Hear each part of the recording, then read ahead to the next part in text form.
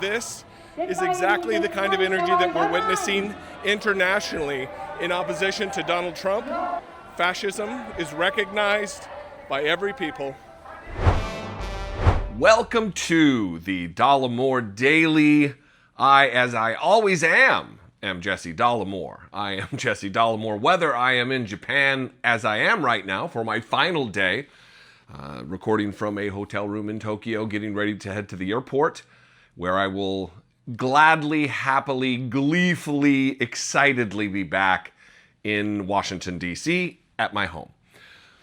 Speaking of that, this has been a grand trip. It has been fantastic to talk to all kinds of different people. I have put the Google Translate app through its paces using the conversation aspect of it. It's been great. And we witnessed a protest, which I'm going to show you a little footage of here in a minute.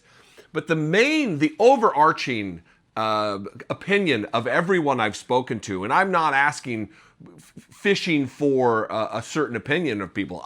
We're just talking about politics, what I do for a living, just to kind of get a bead on what people's opinion are.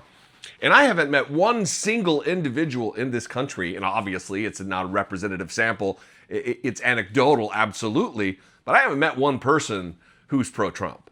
I haven't met one person who is even Trump curious, if you will.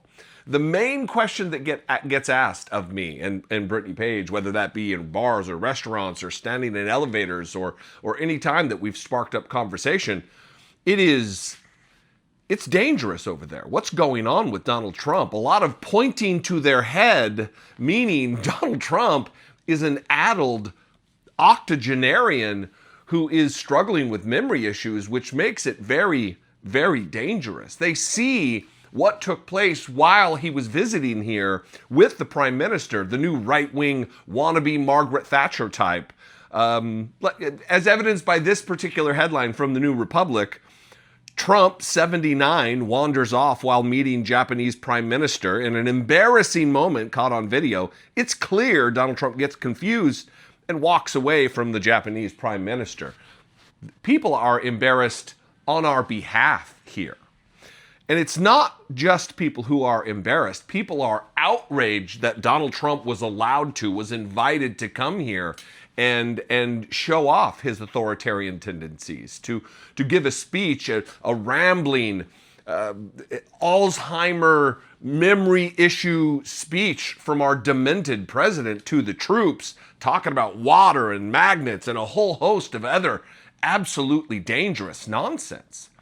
And there was a moment where we were traveling back from Kyoto. We had just gotten off the train and we jumped in a car to come back to our hotel. We were running late for dinner, and we spotted a commotion. There was a lot of shouting. There was a bullhorn. There was a trail of people that were marching through the streets in the neighborhood of Ginza in Tokyo, protesting Donald Trump with signs that said "Trump not welcome." And they were also protesting in support of the Palestinian people, against the ongoing genocide, the systematic erasure of the culture there by Benjamin Netanyahu, the absolute extermination of the Palestinian people by the government and the military of Israel. They were protesting that and Donald Trump. And that's where I'm going to leave you here. I'm going to play a little bit of footage from that. I want you to pay attention to the first 16 seconds, because I think I found my new best friend, this elderly gentleman with the Trump not welcome sign, who is not taking any bullshit from the cops. It's pretty great. And then I'll come into frame and I'll talk a little bit about what I'm witnessing. Keep in mind, it absolutely was an anti-genocide protest, but there is no doubt, based on the signs, that it was also an unwelcoming brigade of individuals who didn't want Donald Trump to be here. So I'll leave you with that, and we'll move on.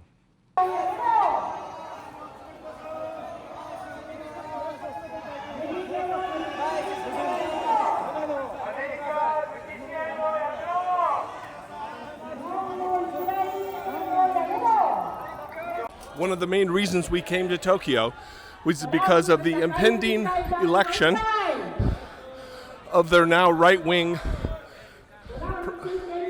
leader. And we just happened to stumble upon the protest that is taking place in the streets of Tokyo. Their signs, "Trump not welcome," showing as much energy as we see in the United States of anti-Trump sentiment. Fantastic. Get me. This is exactly the kind of energy that we're witnessing internationally in opposition to Donald Trump.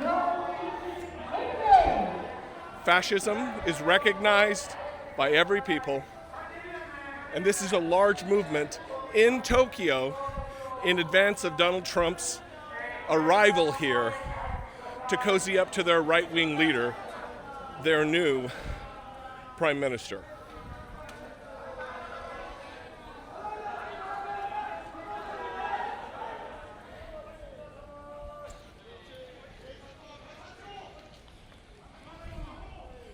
Obviously, I don't speak Japanese, but some of what I did hear is "no kings."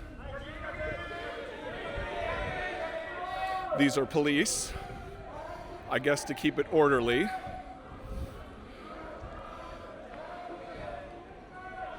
But some of the signs that I read, obviously "no kings," and very directed, obvious anti-Trump sentiment.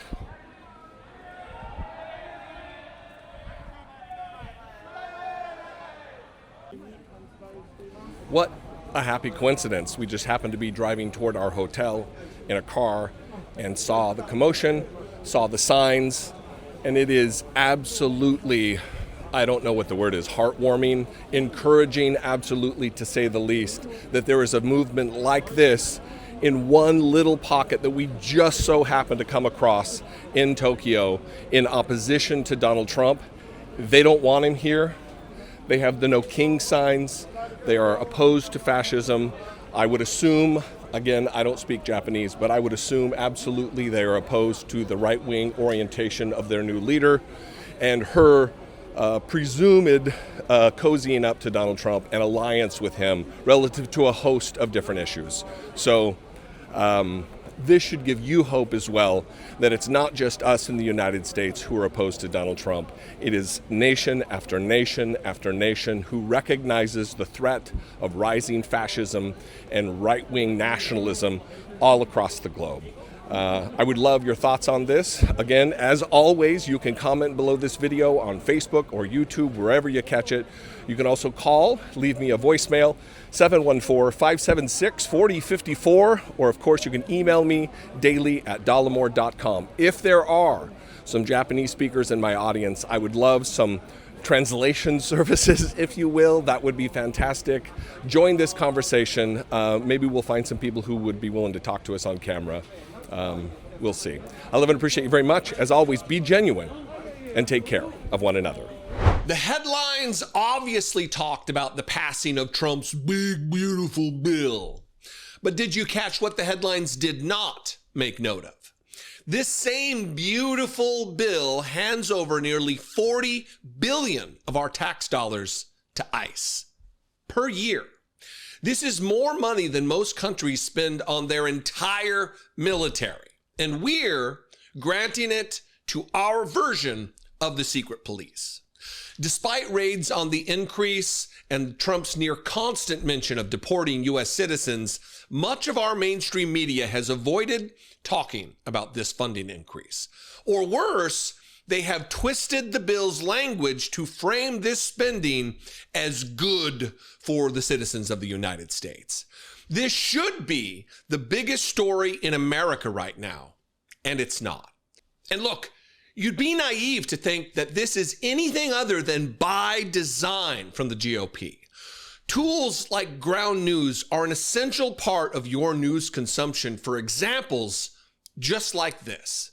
By gathering the world's news in one place, organizing it by story, and then analyzing just how far right, how radical each unbiased source actually is, Ground News will expose blind spots like this ICE funding, and it will give you more context than you can get anywhere else.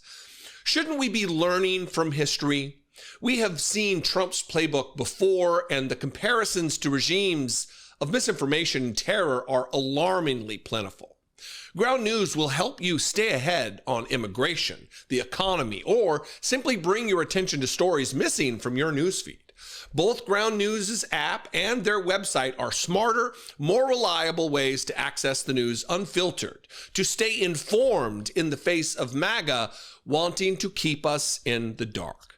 Scan this QR code or head to ground.news/Dollemore now to score 40% off the same Vantage plan that I use, which gives you unlimited access for just $5 per month. Or simply click the link in the description below to begin saving big.